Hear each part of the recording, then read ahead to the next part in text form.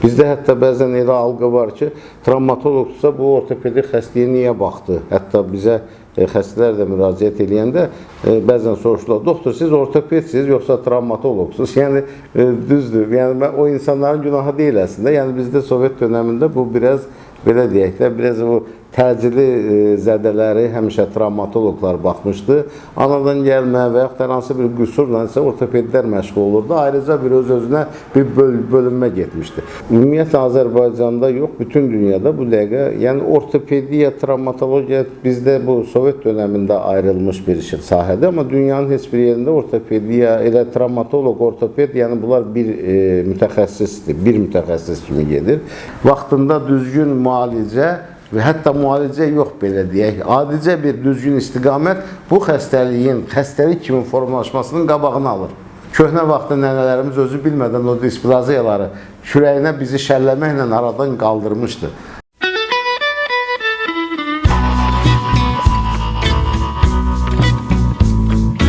Ortopediya ümumiyyətlə hər hansı bir qazanılmış bir travmanın, istər başqa bir xəstəliyin nəticəsində ya da anadan gəlmə olan bir deformasiyadır. Yəni bu ən çox Azərbaycanda, misal üçün qızlar, təzə doğulan uşaqlar arasında qızlarda anadan gəlmə bud çanaq displaziyaları deyirik biz ona, anadan gəlmə bud çıxığı. Bu displaziyalar təsəvvür edin, hər 1000 uşağın 6-sında rast gəlinə bilir, 16-sında rast gəlinir, hər 1000 uşağın. Bu çox böyük rəqəmdir. Özdə sizə deyim ki, bu statistika, yəni köhnə statistikadır. Təzə statistikada bəlkə də bu rəqəm daha da artıqdır. Çünki indi həm bu təbii doğuşların olmaması, hava şəraitinin, bu, yəni ekologiyanın çirklənməsi, virus xəstəliklərinin həddindən artıq olması ana bətnində bu qüsurların formalaşmasına, yəni bud və çanaq sümüklərinin inkişafdan qalmasına səbəb ola bilir. Bu displaziyalar isə son nəticədə çıxığa gedə bilir.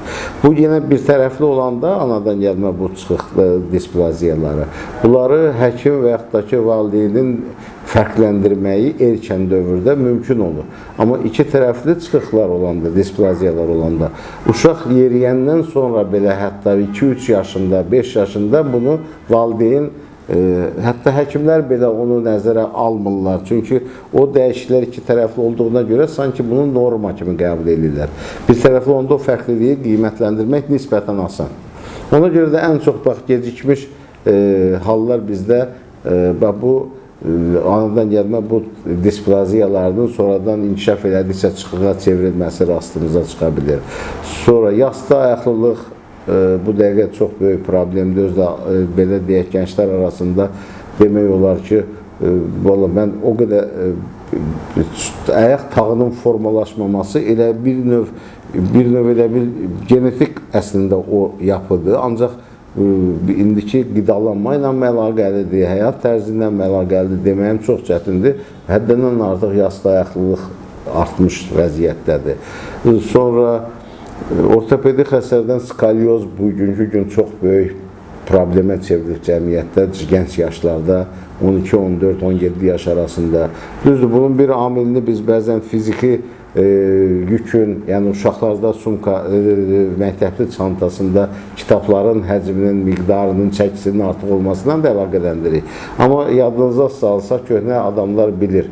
Orta məktəblərdə bütün o uşaqların oturduğu parta deyirdikdə, bu stollar, skamikalar ortopedik bir vəziyyətdə olardı.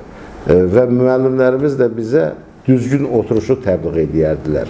Əlimizi, yəni o düzdür, mahiyyət etibarilə 3-4 saat bu tərbiyə sonraki dövrdə uşağın hətta evdə də o cür oturmasına bir təkan verirdi. Amma indi yəni nə orta məktəblərdə, nə başqa bir şeydə bunlar nəzərə alınmır.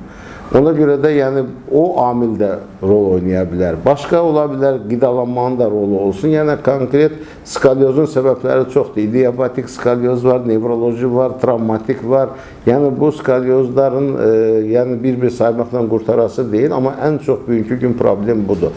Və bu skalyozların vaxtında istər displaziyalar olsun, istər skalyozlar olsun, uşaq böyüdükcə valideyn düşünür ki, uşağını tənbih edir, düz otur, uşağını yəni hətta valideynin görmüşəm ki, uşağını döyür də ki, sən niyə əyri durdun, sən niyə yazanda əyri oturdun, sən niyə yatanda bu qədər fırlanırsan, əyri yatırsan. Yəni bir şeyi başa düşün. Həkimə vaxtında müraciət edin ki, o mütəxəssis skoliozun başlanğıcını erkən dövrdə aşkarlaya bilsin və düzgün istiqamət verə bilsin.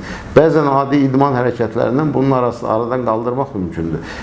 Ancaq etaplar keçdikcə, yəni 2-ci, 3-cü, 4-cü dərəcə artıq cərrahi müdaxilə tələb edir və çox ağır bir əməliyyatdır, çox travmatik bir əməliyyatdır və proqnostik olaraq da sonra gələcəkdə uşaqlarda 50-liyə qədər gedib çıxacaq bir fəsadlar törədə bilir. Eyni zamanda bu çıxırda bayaqları bir söz dediniz, endoprotezlərin, yəni oynaq dəyişmələrinin tez cavanlaşması. Anadan gəlmə bu çıxığı 3-5 yaşından sonra, hətta əməliyyat olunsa belə 20-25 yaşda o uşaqlarda artıq yəni kəskin koksartroz, yəni but çanaq oynağının kirəsləşməsi, hərəkət məhdudluğu 20-25 yaşından sonra məcburiyyət qarşısında biz onlara artroplastik əməliyyatla gedirik. Yəni ona görə bu, yəni erkən, bilirsiniz, əvvəllər mən bir mövzudan öbürüsünə keçim, profilaktika, ümumiyyətlə tibbdə görürsünüz, bizim müalicə profilaktika fakültəsi deyirdik, müalicə fakültəsi yox. Yəni profilaktika həm xəstəliyin qarşısını almağa xidmət eləməlidir. Həm xəstəliyin erkən aşkarlanmasına, yəni birincili, ikincili profilaktikalar var.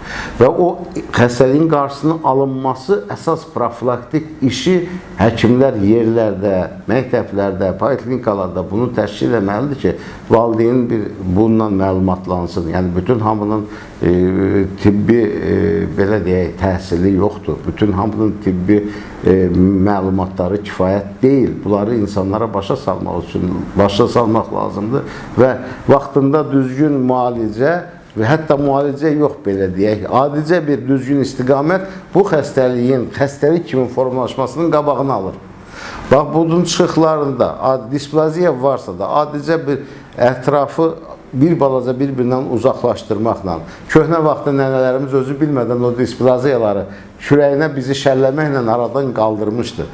Ona görə də həmin dövrlərdə anadan gəlmə bu çıxıqlarına nisbətən az rast gəlirdi. Bugün hamını, belə deyək də, bu mən valideynləri günahlandırmaq üçün demirəm, yəni diqqətsizlik mi deyim, yəni bu həyat tərzimi deyim, yəni bunlar bizi ona gətirib çıxarır ki, bu günləri gecikmiş, fəsadlaşmış şəkildə anadan gəlmə bu çıxığı da bizim rastımıza gəlir 5, 7, 8 yaşında, 10 yaşında, skoliozun da ağır dərəcələri bizim rastımıza gəlir, yastı ayaqlılıq tamamilə tez-tez rast gəlinir. Yəni bu şəkildə bunları qarşısını almaq üçün düzgün təbliğat, təşviqat və müalicəni düzgün istiqamətləndirmək lazımdır. O da bizim həm mətbuatın üstünə düşür, o işin bir hissəsi, belə deyək də, televiziyada bir xüsusi bir maarifləndirmə proqramları olmalıdır. Nətər ki, cəmiyyəti başqa şeylərdə maarifləndirirlər, tibbi nöqteyi nəzərdən də. Yəni, ən ayrıca heç olmasa bir kanal düzəltmək, nəsə bir şey eləmək lazımdır ki, bu insanlar, çünki bu televiziya elə bir şeydir ki, mətbuat elə bir şeydir ki, hamı üçün əl çatandır, əksər insanlar üçün bu dəqiqə əl çatandır. Amma həkim qəbuluna gəlməyə bilər, həkim qəbuluna əli çatmaya bilər. Yəni, bu dəqiqə belə bir şeylər, bu problemlər vaxtında qabaq alınmalıdır. Mən belə düşünürəm, yəni bu qədər.